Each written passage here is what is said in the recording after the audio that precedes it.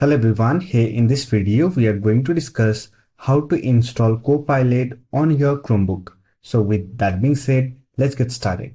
On the latest version of Chrome OS, we have Google's AI, that is Gemini. Using it, you can perform AI tasks on your Chromebook. However, if you want to use Microsoft AI, that is Copilot, then you can easily do so. For that, simply open Chrome browser and visit copilot.microsoft.com. Don't worry about the link, I'll provide the link in the description box. Now to use it, you can simply click on sign in and sign in with your Copilot account. And after that, you are ready to use Microsoft Copilot on your Chromebook. However, if you want to install it as a native app, then you can easily do so.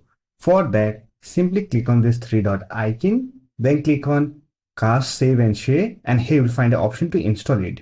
Simply click on it. Now name it as Microsoft Copilot or Copilot, then click on Install. And it will get installed on your Chromebook. Now you can use it as a standalone application. You can also open Copilot from the app launcher. For that, click on launcher icon and here in the app drawer, you will find Microsoft Copilot. If you want, you can also pin it to Chromebook self. For that, right click on it, then click on pin to self.